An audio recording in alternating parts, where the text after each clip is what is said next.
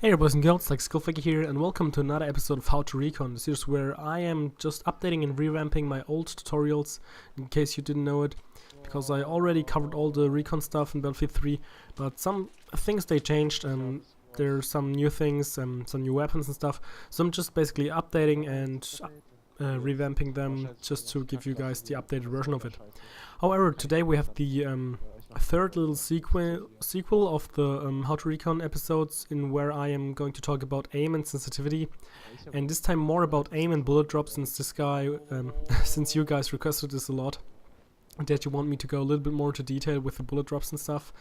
So what you will see in a second right here on the screen is two little graphics. One is showing the 8x and one the 12x, and they should pop up right now, so you can see right here.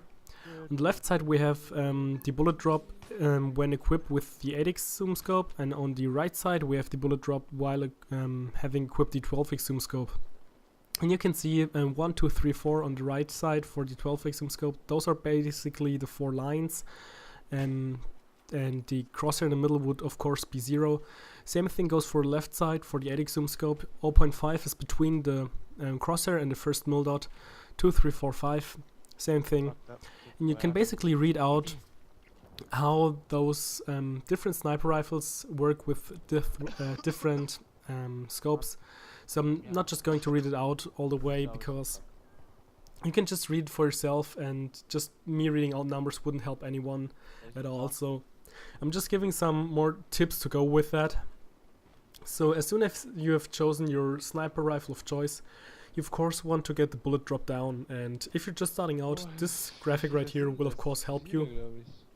Personally, when you're deciding between the 8x and the 12x, I would always go with the 8x zoom scope, because you're not as close, so I think it's a little bit more versatile just in general, and the scope glint is also a lot less, because if you're using 12x you really have this gigantic flashlight at the end of your barrel and everyone will see you across the map, no problem.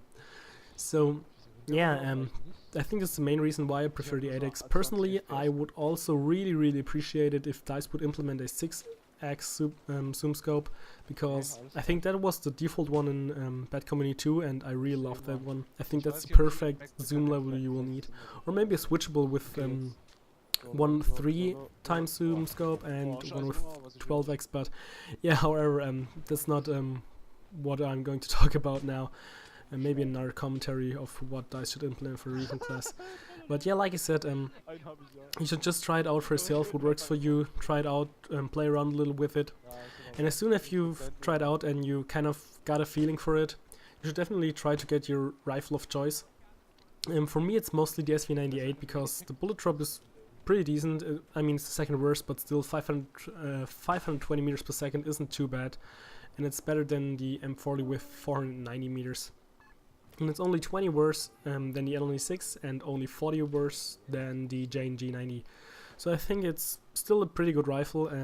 Of course, its main feature would be the wanted kill upper chest box extended range, which would be 20 meters instead of 15.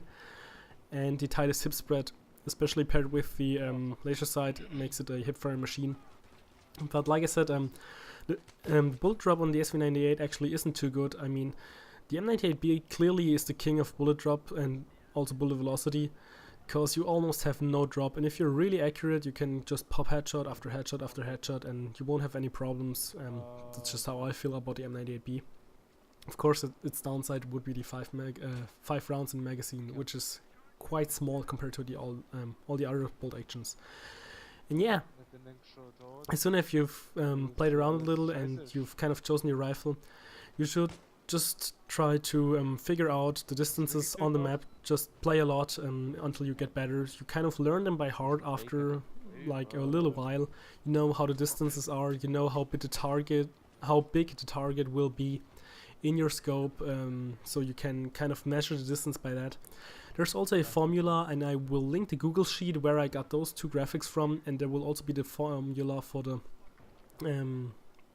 mill dot formula, where you can calculate the distance by the height of a player while looking through your scope.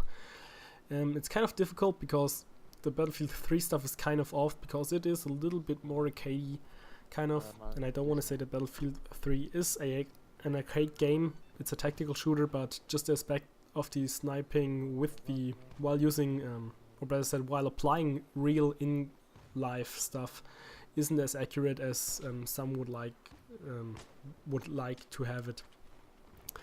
So yeah, those two things, or better said, the link to it will be down in the description below. And yeah, I would also like to give credit to the guy who made it, but I just simply don't know who it did, so you can check it out for yourself and you can see it there. So yeah, this will be the last aim kind of sensitivity thing, because I really covered everything there is. I mean, you guys wanted the bullet drop section, and right here you can see all the bullet drop stats, so I hope this will help you out, especially if you're just starting out. As you can see, there are not only the bolt action sniper rifles, but also the semi-automatic ones like the SVD and the MK11, just as well as the M14 or the QBU-88, which is listed as Q88, just so you guys aren't getting confused. Even the SKS is there, so there you go. But yeah, for the next episode we'll probably have the pistol comparison, or the sidearm comparison, because you guys were really interested in it, and I will probably be comparing the Replica G18, the Rex, and the Magnum, plus the M1911.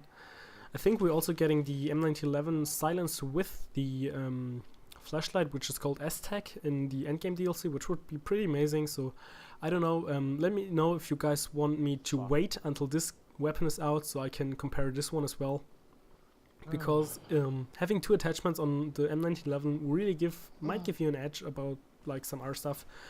And I will of course kind of compare the weak, quote, weak pistols like the G17 and the M9, because the damage model is the same, just like the rate of fire. They just have some different stuff, so I won't go too much into detail with those.